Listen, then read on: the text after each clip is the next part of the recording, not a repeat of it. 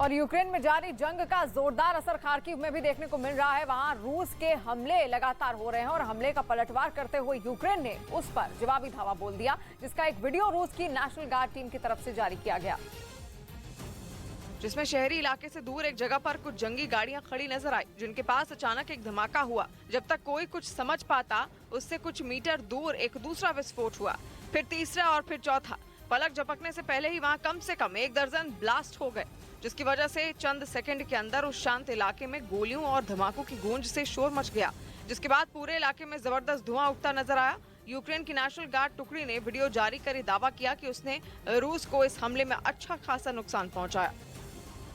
और यूक्रेन दुनिया में नए नए हथियारों की प्रयोगशाला बन चुका है। पुतिन ने यूक्रेन की सबसे बड़ी लड़ाई लड़ने के लिए अपने एक अचूक अस्त्र यूक्रेन की जमीन पर लॉन्च कर दिया है।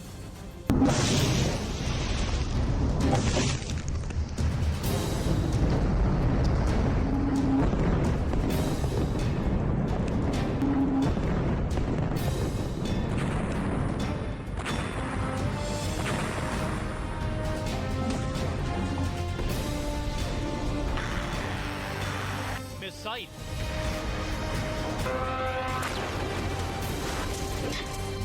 एयरक्राफ्ट,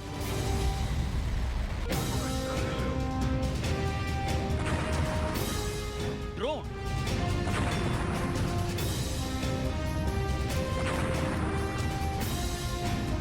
टैंक,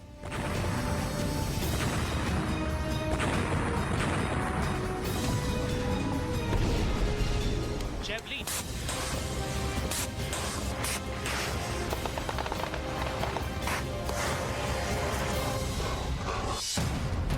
हर तरह के अत्याधुनिक हथियारों की प्रयोगशाला बन गया है यूक्रेन।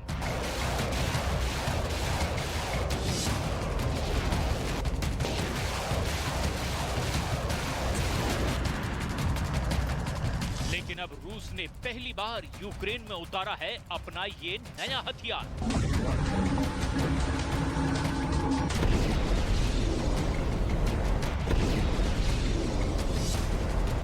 क्या है रूस का ये नया प्रयोग, जिसने पूरी दुनिया को हैरान कर दिया है? खासकर अमेरिका और नेटो रूस के इस नए हथियार से काफी ज्यादा परेशान नजर आ रहे हैं। जंग के मैदान में पुतिन का गुस्सा बम बनकर फूट रहा है।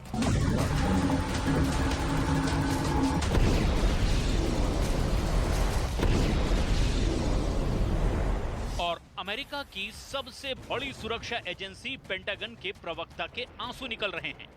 ऐसा क्या कर रही है पुतिन की सेना कि अमेरिका के बड़े बड़े फौजियों का कलेजा कांप रहा है?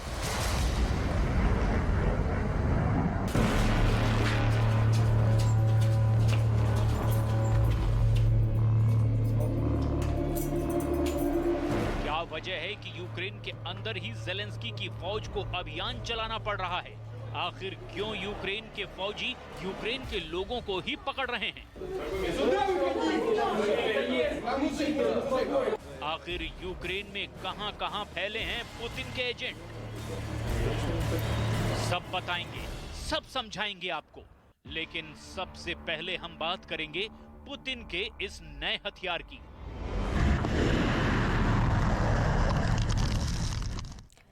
हथियारों के हजारों सालों के इतिहास में ये पहली बार हो रहा है जब बारूदी सुरंग जमीन से नहीं आसमान से धमक रही है। और क्या है ये पुतिन का अस्त्र जिसे यूक्रेन कर रहा है त्राहिमाम? दिखाते हैं आपको।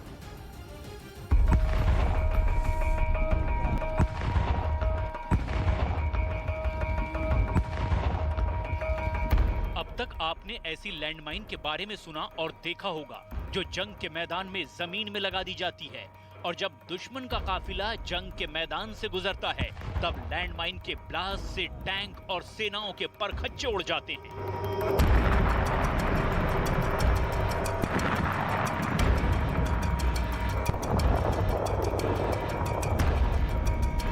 लेकिन अब पहली बार रूस ने यूक्रेन के मैदान में एक ऐसी लैंडमाइन का इस्तेमाल किया है जो लगाई तो जमीन में ही जाती है, लेकिन इसका वार जमीन से 100 फीट ऊपर से होता है।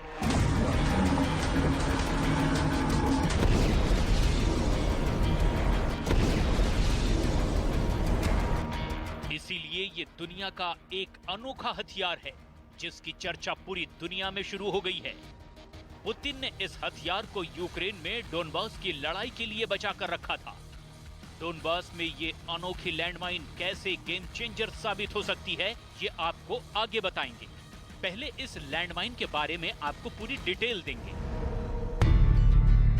तकनीकी भाषा में इस लैंडमाइन का पूरा नाम है PTKM 1R top attack anti tank mine, जिसे आमतौर पर कहा जाता है रूफटॉप लैंडमाइन। ये रूफटॉप लैंडमाइन दिखने में आम लैंडमाइन से अलग होती है।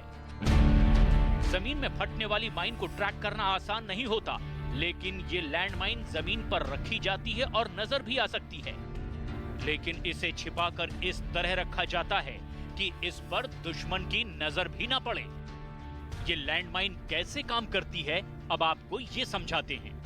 ये हैं इस रूफटॉप लैंडमाइन के टारगेट सेंसर। इसमें रडार सेंटर भी मौजूद है। इस लैंडमाइन पर इंपल्स मोटर लगे हुए हैं। इसके अलावा सबसे नीचे इस लैंडमाइन में लगे हैं सेस्मिक टारगेट सेंसर। जैसे ही कोई टैंक इस लैंडमाइन से 50 मीटर दूर होता है, ये ऊपर से खुल जाती है और इसके अंदर मौजूद मिसाइल आसमान में 100 फीट तक पहुंचती है और इसके बाद नीचे जमीन पर मौजूद टैंक पर आसमान से टूट पड़ती है। इसकी स्पीड इतनी ज्यादा होती है कि ये ट्रक के फौलादे स्टील के अंदर भी 7 सेंटीमीटर तक छेद कर सकती है। इसके वार से किसी टैंक का बचना बहुत मुश्किल होता है। इसे वीडियो में आप भी देख सकते हैं कैसे ये आसमान में जाकर जमीन पर मौजूद टैंक को नेस्त नाबूद कर देती है।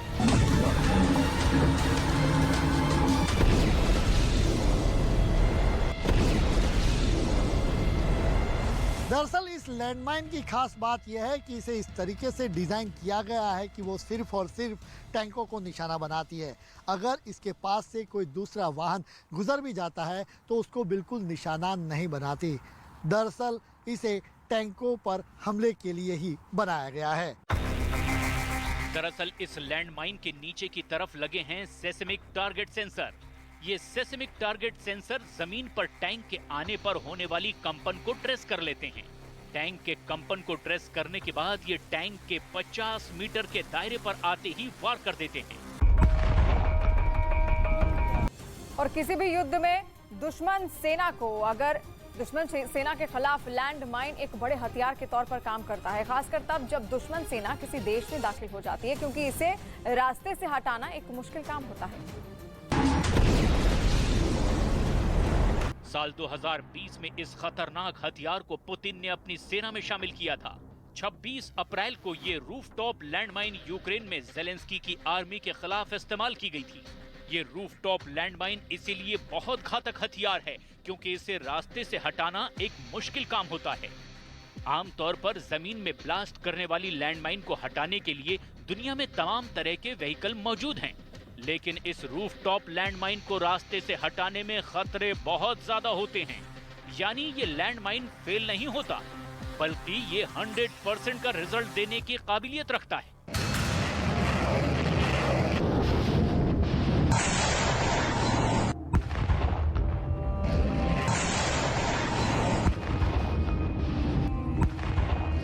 डोनबास एक खुला मैदान है और यहाँ पर टैंकों की टक्कर बहुत जबरदस्त है। क्यू में इमारतों और हाई राइज बिल्डिंग्स के जाल के सामने टैंक नाकाम साबित हो रहे थे, लेकिन डोनबास के खुले मैदान में मुख्य लड़ाई टैंकों के बीच होनी है। और यही वजह है कि ये रूफटॉप लैंडमाइन यूक्रेन की सेना में तबाही मचा रहे हैं और अमेरिका को भी परेशान कर रहे हैं।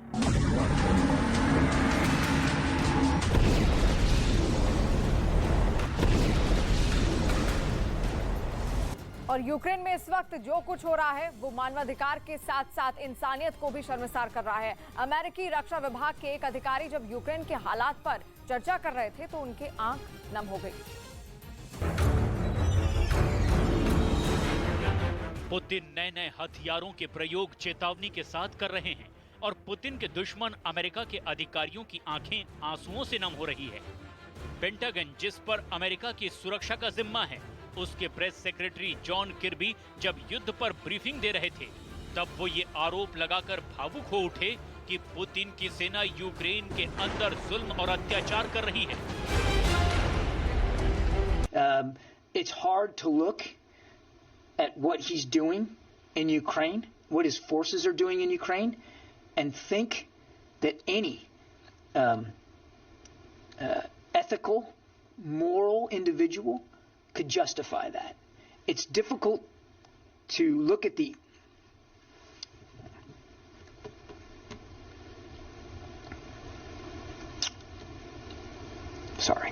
It's difficult to look at some of the images and imagine that any well-thinking, serious, mature leader would do that. So I can't talk to his psychology, but I think we can all speak to his depravity. एक तरफ तो America ये दावे करता है कि रूस जंग हार चुका है और दूसरी तरफ वो इमोशनल कार्ड भी खेल रहा है। अमेरिका के दर्द की असली वजह है कि यूक्रेन के अंदर ज़ेलेंस्की के लिए लड़ने गए अब अमेरिकी सैनिक भी मारे जा रहे हैं। यूक्रेन के मैदान जंग में एक अमेरिकी सैनिक मारा गया है। विली जोसेफ कैंसल 22 साल का ये अमेरिकी जवान यूक्रेन के अंदर ज़ेलेंस्की की तरफ से लड़ने के लिए गया था, लेकिन अब ये जवान रूसी सेनाओं के कहर का शिकार हो चुका है। विली की पत्नी का कहना है कि वो एक बहादुर इंसान थे और यूक्रेन की मदद के लिए गए थे।